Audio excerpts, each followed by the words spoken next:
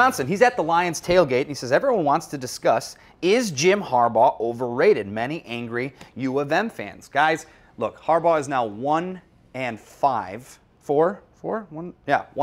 now against his rivals, Michigan and Michigan State, the only win being over Michigan State, of course, last year. When does the seat get hot for Jim?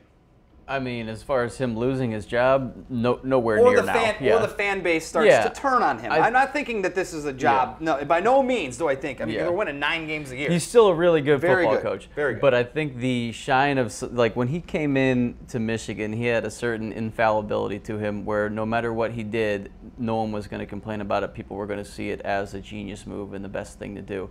I think some of that unquestionable type of atmosphere that was around him for the first few years is going to start to fade now.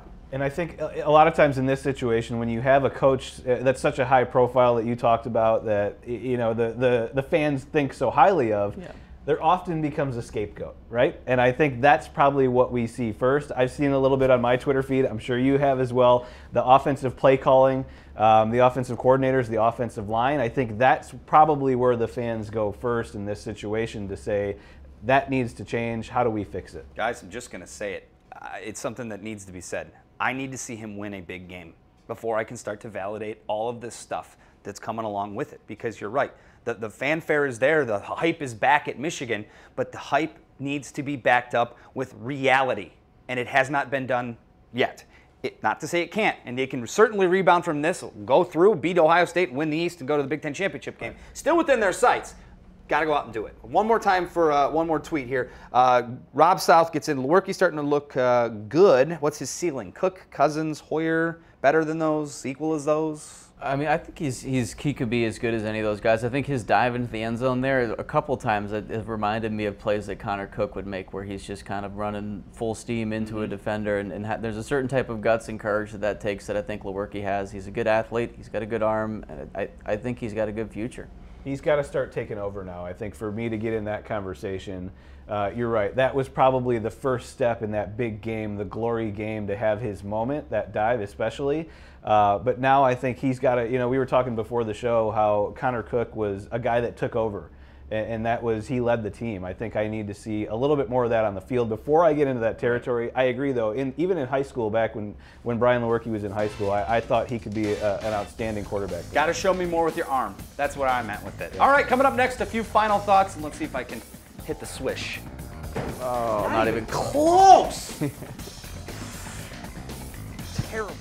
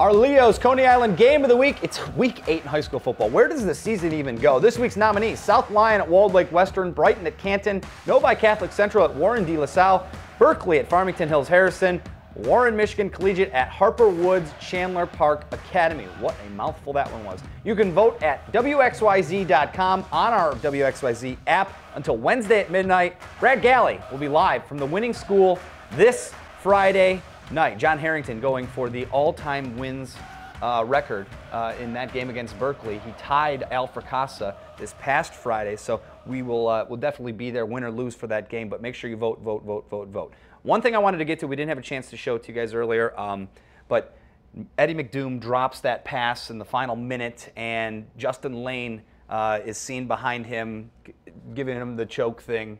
I'm wondering, it's overblown because, of course, that's something that was caught, but the whole game, these guys, both sides, talking just tons of trash.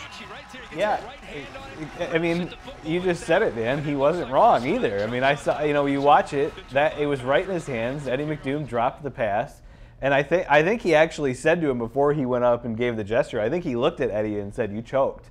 And what a huge play for that to happen. You got to point it out. If I'm out there, I point it out. It's what makes this rivalry, I think, just continue to have juice, because Michigan State is going to jump that. And when Michigan's ahead, they do the same thing. I mean, I remember that Denard Robinson was talking lots of trash after that 12-10 win. Right. So it's just interesting to see as it moves forward. Guys, thanks so much for joining me today. I know we've had late nights last night trying to get out of Ann Arbor and whatnot. Love to see that everyone had a safe time in Ann Arbor. I mean, that's a huge, huge win for both schools to really hold that event and not have any major altercations. So congratulations and kudos. Go enjoy the Lions. Enjoy this Sunday, and we'll see you next year on the Suburban 47 Sportscape. Guys, thanks so much, and we'll see you later.